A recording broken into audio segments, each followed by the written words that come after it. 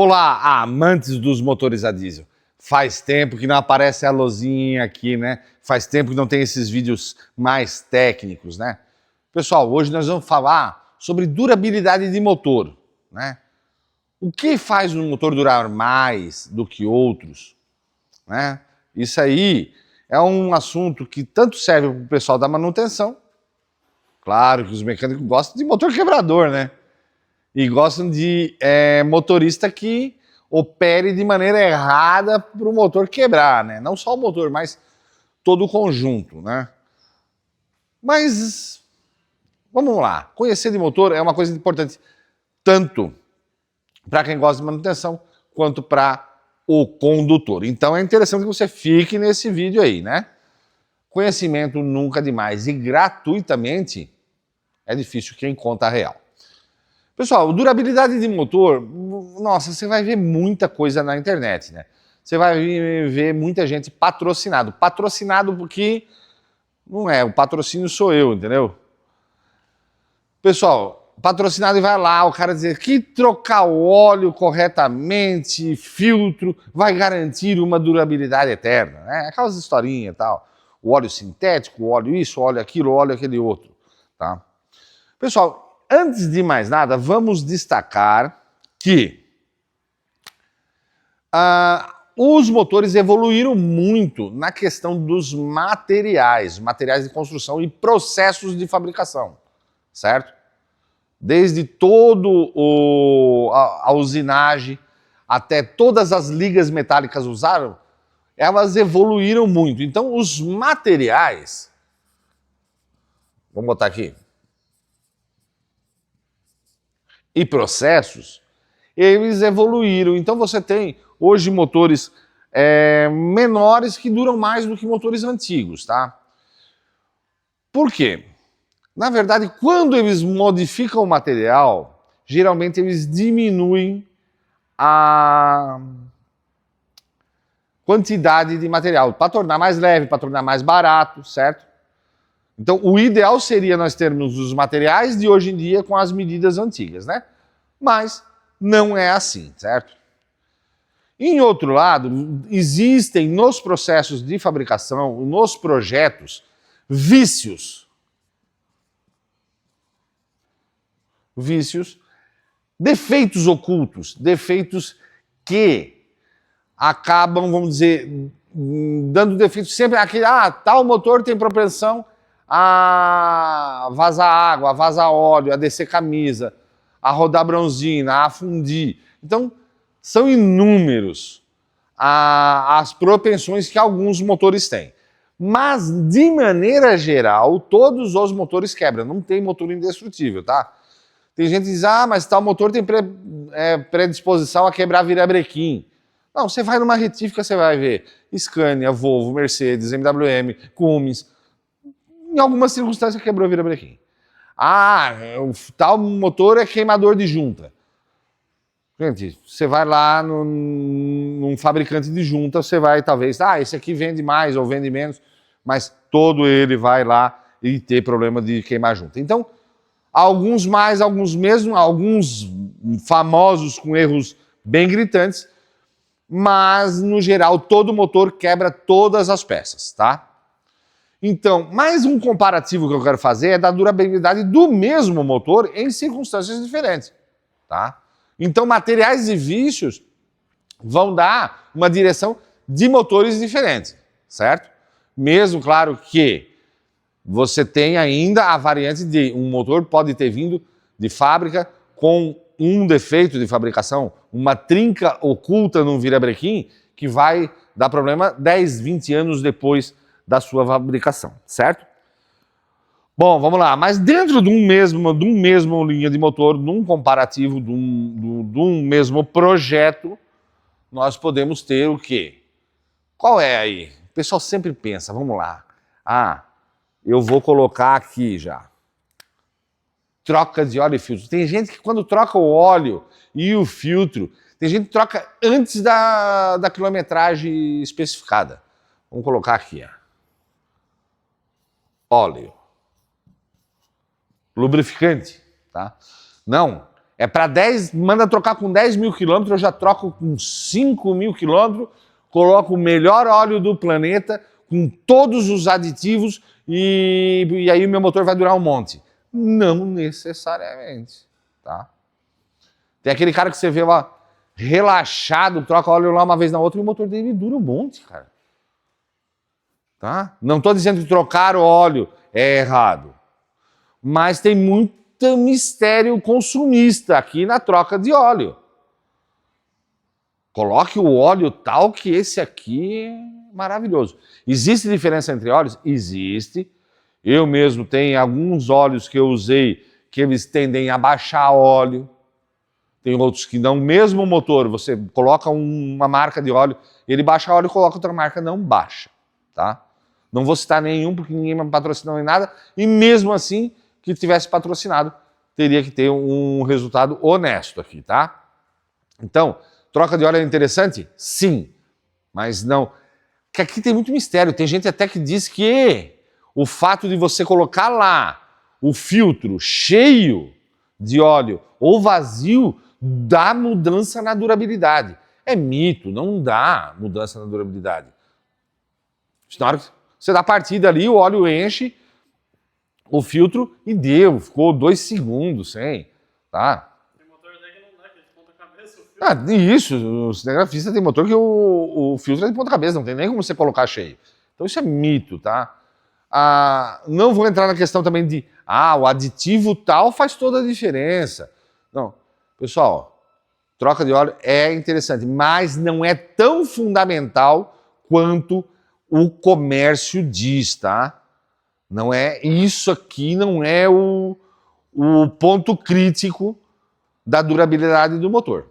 Mantendo o que o fabricante disse, dá a especificação do que o fabricante disse, tá joia, tá?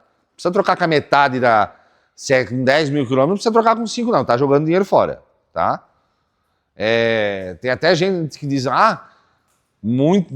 cara colocou óleo errado, o fabricante mandava o 10W30 e colocou o 15W40, tá? E aí estragou o motor. Não, não estragou o motor, tá? Não estragou. Você pode ter diferenças de comportamento, em diferenças de temperatura, um pouco mais de pressão, um pouco menos de pressão, mas estragar o motor é lenda, tá? A não ser que você tenha uma diferença muito grande de viscosidade e errou, deixou aquele óleo durante muito tempo. Aí sim, até você pode ter algum desgaste prematuro. Mas simplesmente o fato de colocou e já dentro de pouco, erroneamente um outro, e dentro de pouco tempo corrigiu, não afeta o motor, tá? O que eu quero é só dar ênfase que esse mito da troca de óleo ele é muito mais comercial do que real, né? Fosse assim, nós vamos dizer, pega um motor e troca o óleo a cada 1000 quilômetros. Motos trocam. Pega um motor que manda trocar com 20 mil, troca a cada 1000 e aí pronto, aí dura o resto da vida. Então não é tão assim, tá? Espero que entendam, tá? Tem gente que entende, mas gosta de causar polêmica. E espero que os que querem causar polêmica não assistam o vídeo. Prefiro não ter do que ter... não ter visualização do que ter visualização de gente chata. Pode ser sua, tá? Tá na campanha, né? Tá na ação, tá? A diesel aqui, ó o carrão aí. Pode ser sua, tá? O link tá no primeiro comentário e na descrição, né? Eu vou deixar o QR Code também. Vai deixar o QR Code? Entra lá, compra o seu númerozinho ali. Então, continuando. Tá. Agora, tão importante quanto o óleo é a condução do veículo, tá?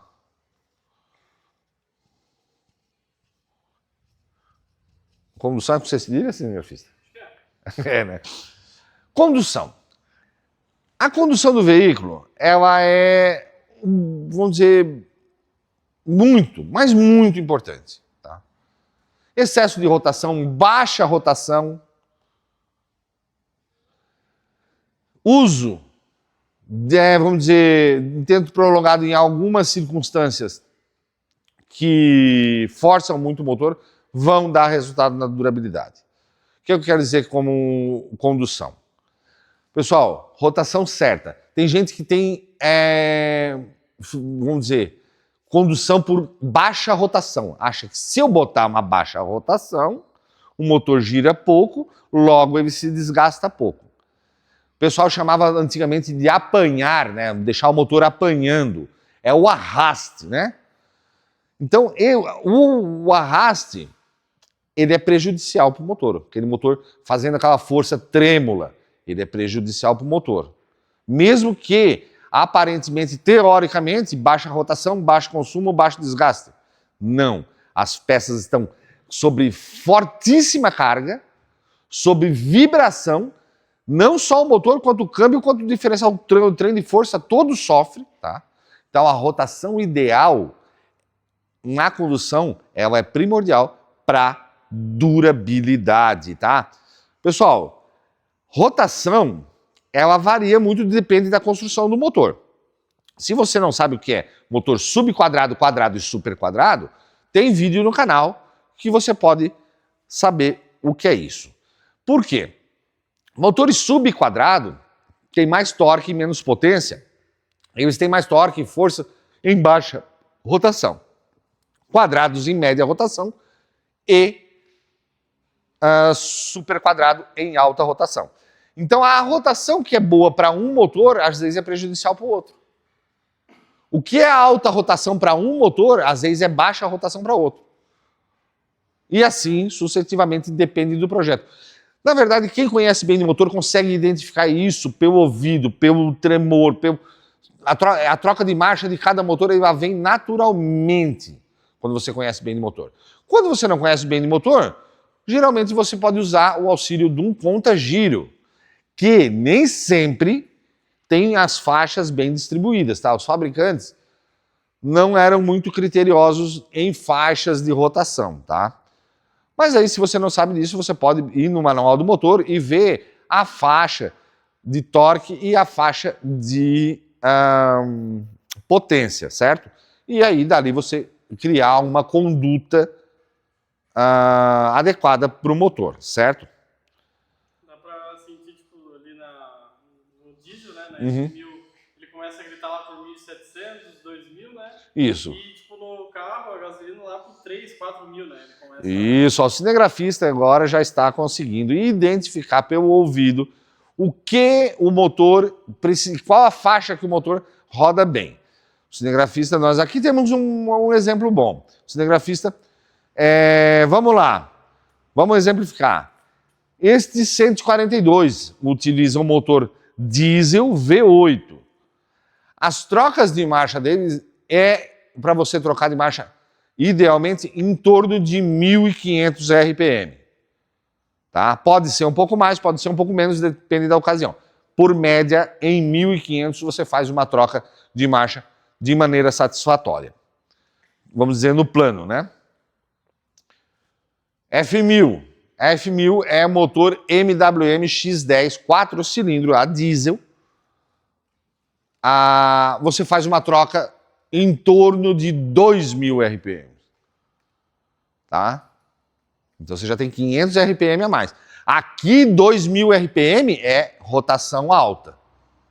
Lá é o ideal de troca, certo? Se eu trocar aquela lá com 1.500, eu vou estar trabalhando em arraste. Se eu trocar esse aqui em 2.000, eu vou estar trabalhando em alta rotação. Tá? Então, 1.500 no V8, 2.000 giro no X10. O cinegrafista tem um Vectra motor 2.2, 8 válvulas. A troca de marcha se torna ideal em torno à gasolina. O Vectra já muda bastante, né? Outro ciclo, outra função, outro funcionamento. A troca de marcha se torna em torno de 3.000 RPM. Ela torna interessante. Só para você ter um comparativo, 3.000 RPM, esse motor em regulagem normal não alcança. E eu acredito que se mexesse no regulador da bomba para um V8 desse porte alcançar 3.000 RPM, ele quebraria por alta rotação, tá? O X10 também não alcança 3.000. Talvez não quebraria com 3.000, mas seria altíssima rotação para um X10 3.000 RPM. Altíssima rotação, mas não quebraria. Nesse aqui eu acho que quebraria. E já no Vectra, motor a gasolina, ele já é a hora de trocar marcha, certo? Vamos lá. Pegando ainda outro exemplo a gasolina, nós temos a moto ali, o motor da CB 450. O ideal de trocar marcha com ela é em 4.000 RPM, tá? Porque ele é um motor super quadrado, entendeu? Então, nós temos 1.500, 2.000, 3.000, 1.500 no V8, 2.000 no X10, 3.000 no Família 2, 2.2, 8 válvula gasolina e 4.000 no motor da CB com 450. Olha a diferença. Essas são as trocas de marcha ideais. Então, mas isso aí, a sua experiência vai dizer, você vai sentir o motor.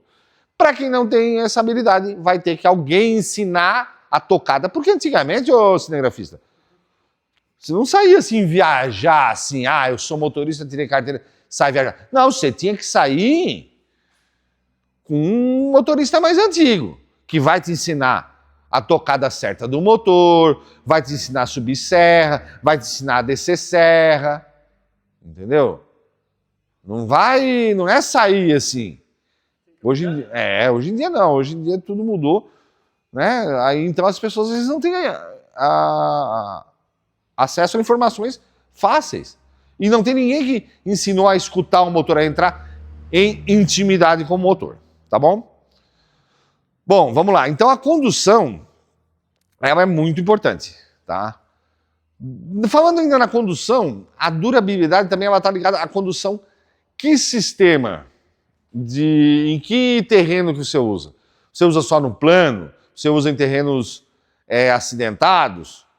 Um veículo que sobe mais morro, sobe e desce mais morro, vai durar menos o motor. São exigências que você faz do motor, certo?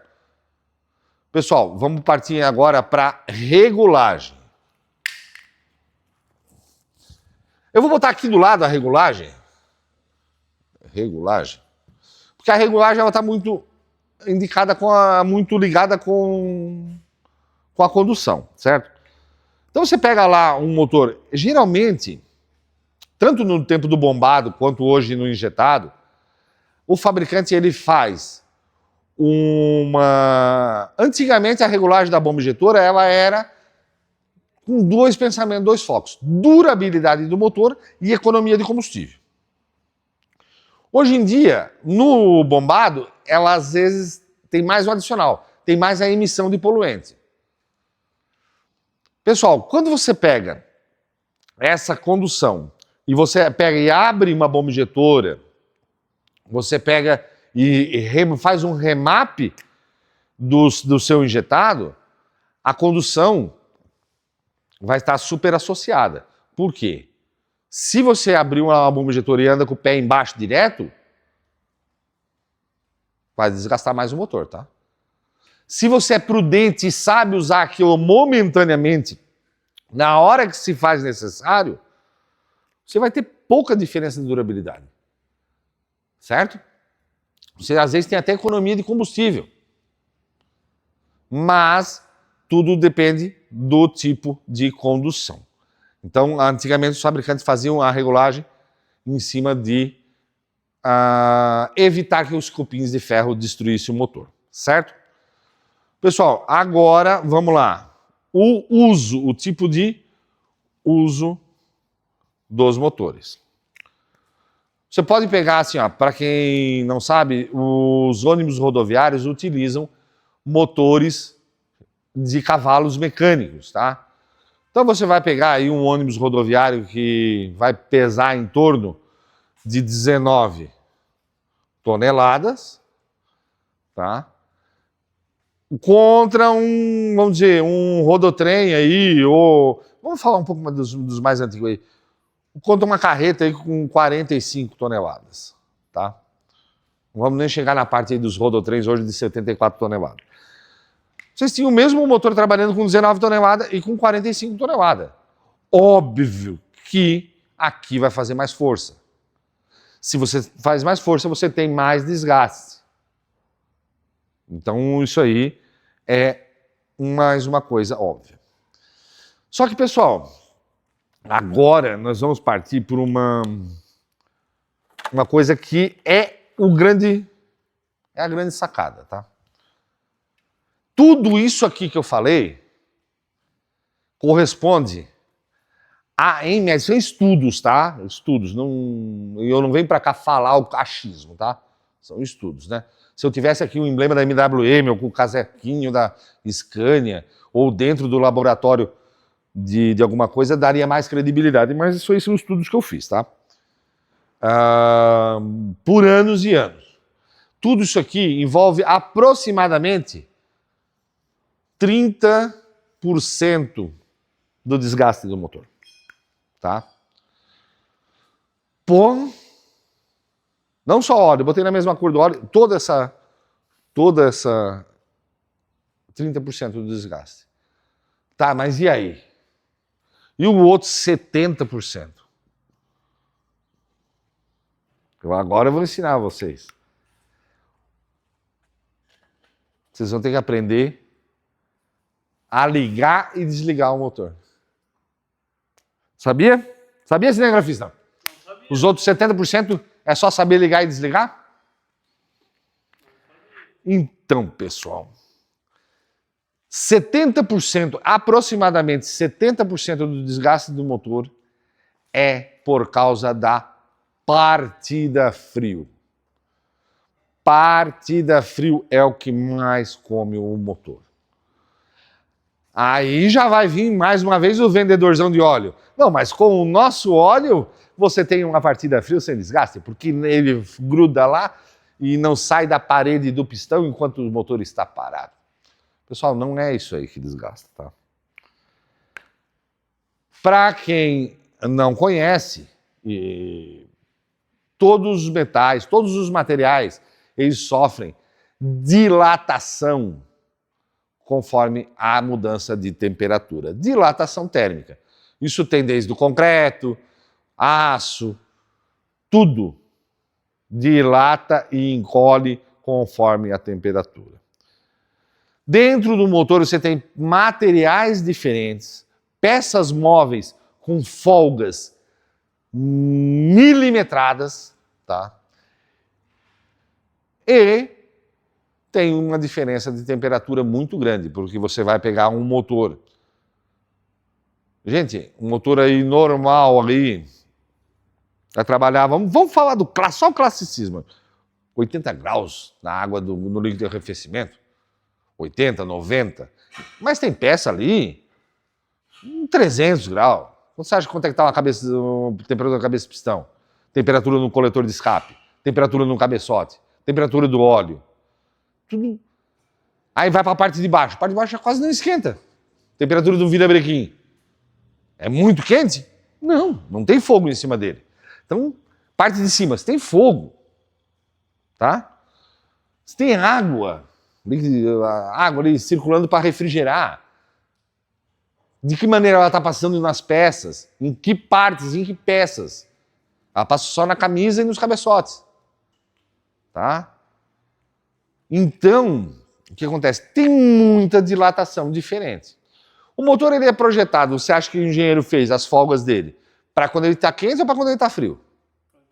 Para quando ele está quente. Entendeu?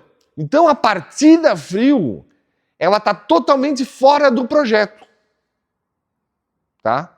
Por isso que andar sem válvula termostática é ridiculamente dizer assim, ó, eu não entendo nada de motor. Tá? É atestado de burrice andar sem válvula termostática, tá? Eu não entendo nada de dilatações nem de medidas de motor, por isso eu tiro a termostática. Tá?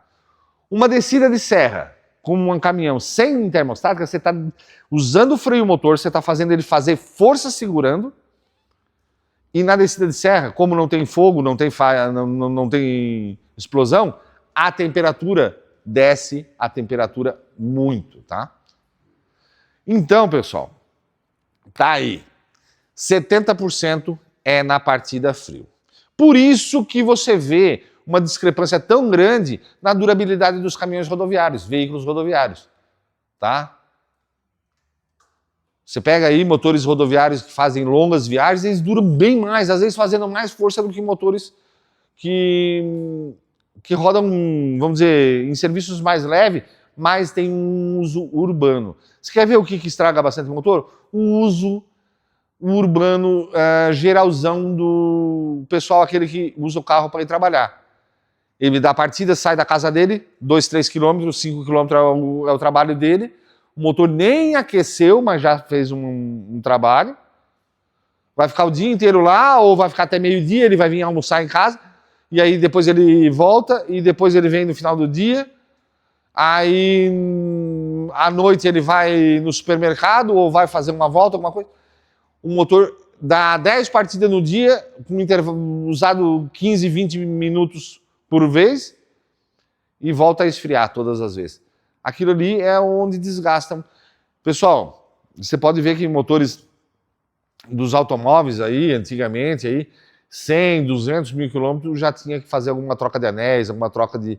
ou até refazer completo. Uma vez, tinha um pessoal de táxi que puxava o pessoal do aeroporto, então usava eles tinham um Corolla, eles usavam um Corolla assim em viagem, tá? O Corolla tinha 650 mil quilômetros, tá? Nunca tinha sido aberto ao motor e KM e tava bom ainda, tá? Eles tinham um Ômega com mais também de 500 e poucos mil quilômetros, também nunca tinha sido aberto. Você não consegue quase essa quilometragem em outra circunstância, tá? Vamos dizer, é quase que, vamos dizer, menos da metade, aí já estavam abrindo o motor. Beleza? Então, a partida frio, ela é tão agravante que alguns navios, nos navios aqui tem aqueles motores gigantescos, eles, para desligar ele, demora mais de horas. Por quê? Porque o motor é muito grande e eles têm que ir esperando as dilatações se ajustarem. Então, mais de hora para desligar o motor, cinegrafista. Eles vão baixando a rotação, baixa a rotação, espera a temperatura. Aí tem os sensores de temperatura, a temperatura do bloco diminuir, o bloco se recolher, eles medem lá, tá? Tá, baixa mais a rotação ainda. Baixa mais a rotação, espera mais, esfriar mais um pouco, baixa mais a rotação ainda. Bom, agora não, agora está numa rotação, numa temperatura, num dilatamento seguro para desligar. Tá? E para dar partida a mesma coisa, eles têm aquecimento ali para poder dar partida nele de volta. Às vezes tem que ficar esperando dar partida nele de volta, tempos para poder dar partida porque está esperando uma serpentina aquecer algumas peças. Como são peças muito grandes, isso num motor seria num motor de navio seria catastrófico. Então é todo um procedimento. Tá? Nos motores comerciais aí dos veículos não é feito assim. E em sacrifício disso, você tem a durabilidade menor, tá bom? Pessoal, o que acontece? Você vai começar a mudar a sua conduta? Não. Esse é um vídeo que te trouxe conhecimento. Você não vai agora começar a deixar o seu carro ligado o dia inteiro para não desgastar o motor. Isso é sem lógica, tá? Isso aí não tem motivo. Mas o conhecimento de você saber que as medidas e o maior desgaste está na partida fria, aí agora você sabe por quê que aquele caminhão que viaja para cima e para baixo, aquele ônibus, fez 1 milhão, 2 milhões de quilômetros e, vamos dizer, às vezes um outro ônibus urbano que de uso tão pouco durou a metade, entendeu? Isso aí eu garanto que tinha muita gente que tinha curiosidade de saber o porquê dessas diferenças de durabilidade do motor. A dilatação é a maior vilã. Pessoal, ó, tá aqui na minha garagem, mas ela pode ir para sua garagem. Ei, vai lá, ó, pode ser sua. Tá na descrição o link, o QR Code, tá? Vai lá, são poucos números que tem, tá? Valeu!